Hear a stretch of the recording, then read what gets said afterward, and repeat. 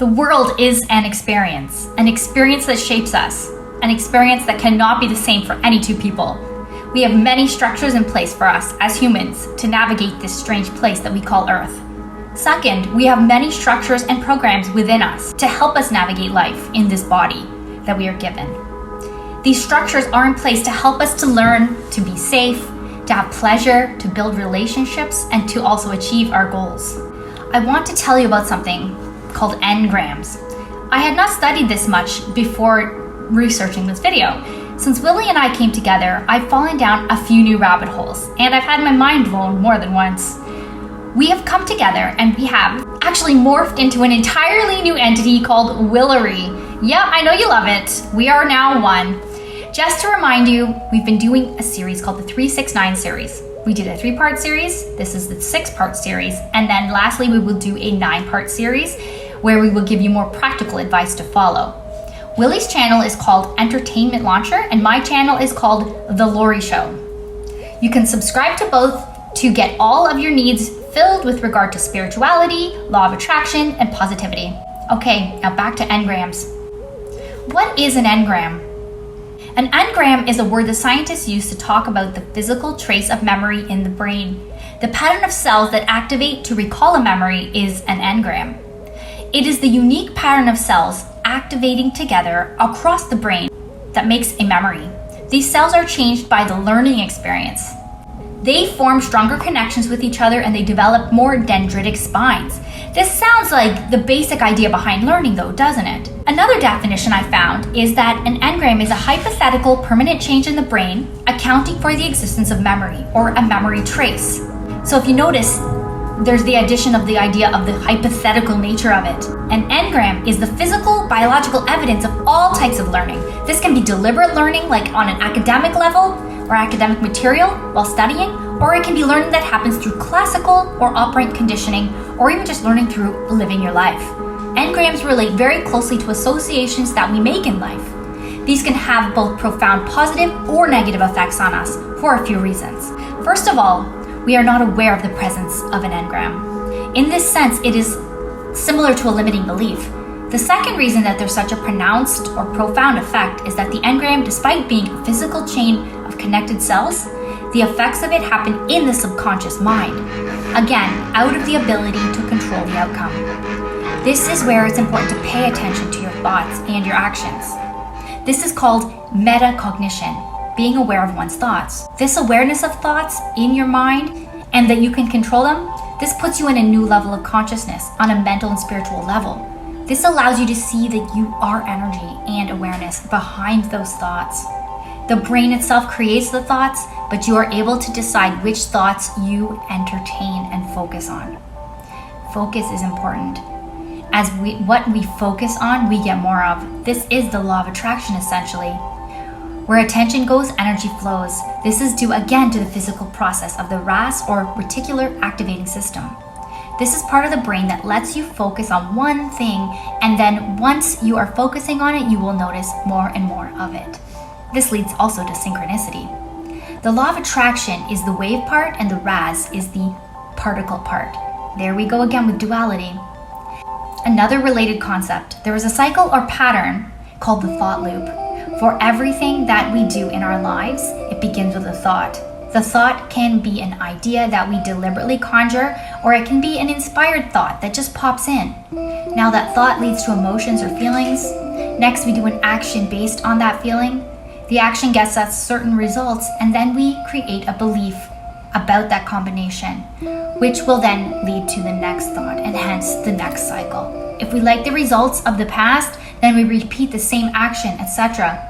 If we didn't like the results, we would logically change our actions the next time. But the truth is, most of the time, people don't change their actions. Why?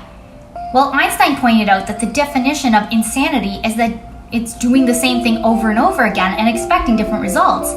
I mean, you can't disagree with this. People do the same thing over and over again for a series of reasons.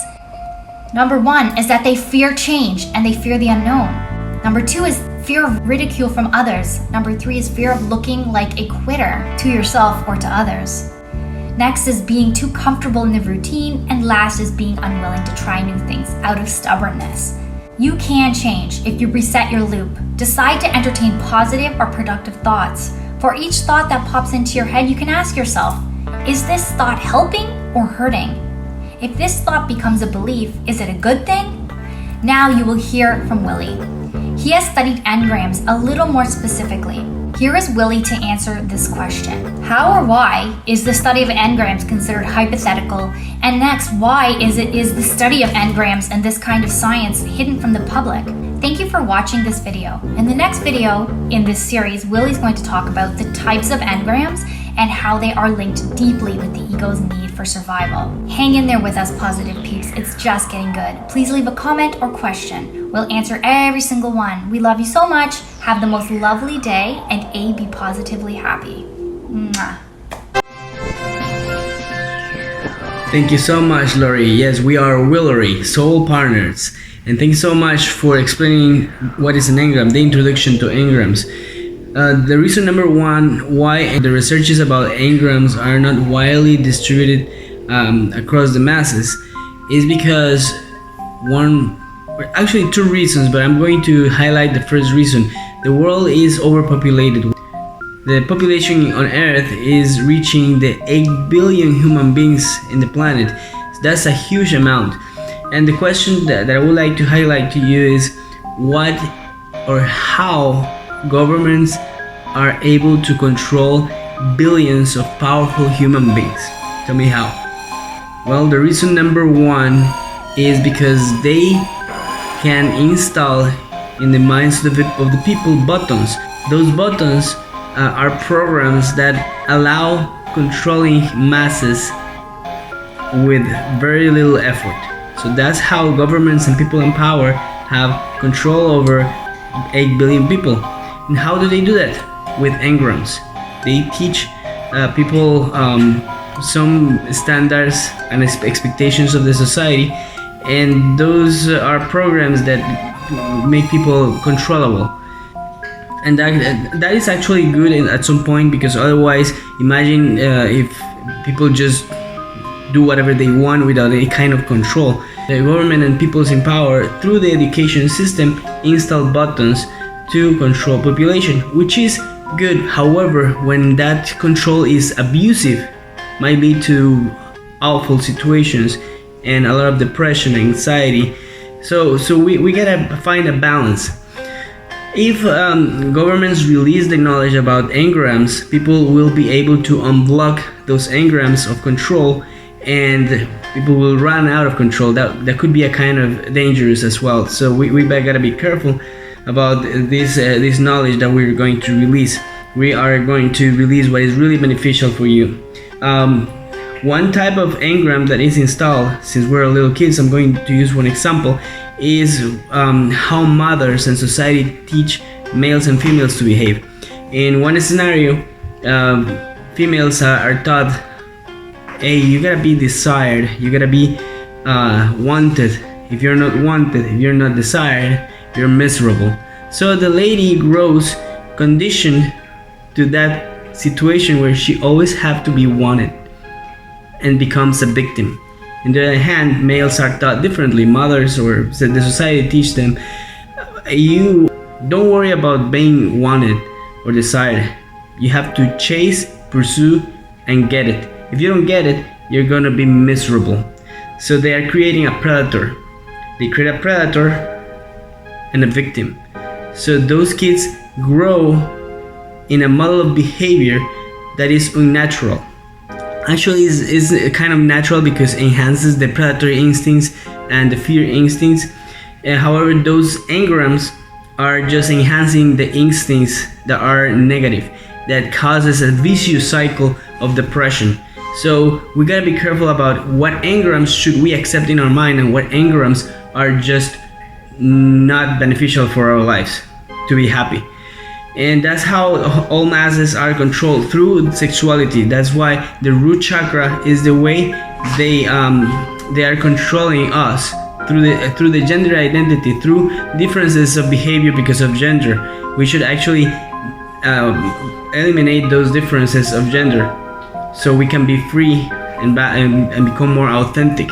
So when you think about also gender identity, we would like to think about romantic love, which is in the heart as well. So love and gender identity, and in the end, all your decisions will be based on that standard, that stereotype.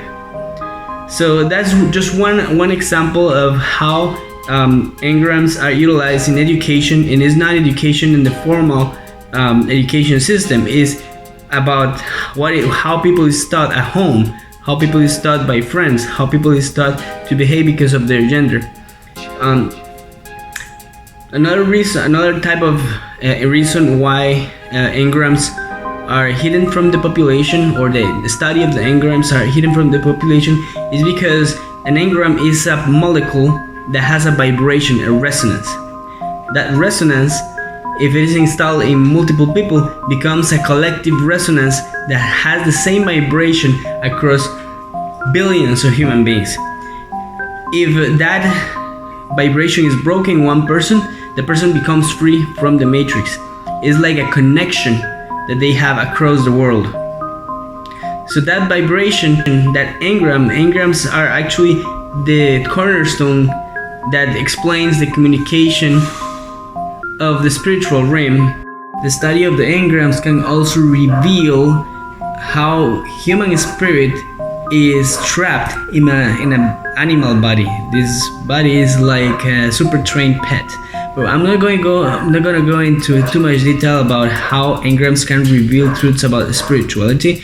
I'm gonna leave a couple of videos at the end of this video. One is about extraterrestrials, and the other one is about other types of engrams, positive engrams that you can develop and train yourself, train your body as if it's a pet.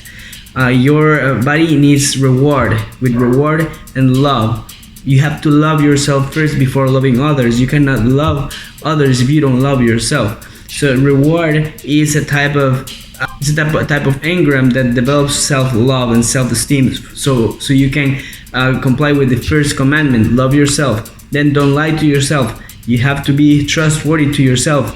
Lying to yourself is creating engrams that are self-sabotage. So we're gonna go into more detail later on in other videos. The videos noted at the end of this presentation, so you can learn more and enhance your knowledge and wisdom about this topic, so you can become supernatural. So yes, the concepts of the engrams are the cornerstone that connects everything, connects our mind, our body, and our spirit with our 6 senses and our 9 intelligences. Is the 369, a molecule that corresponds to everything and has all the answers.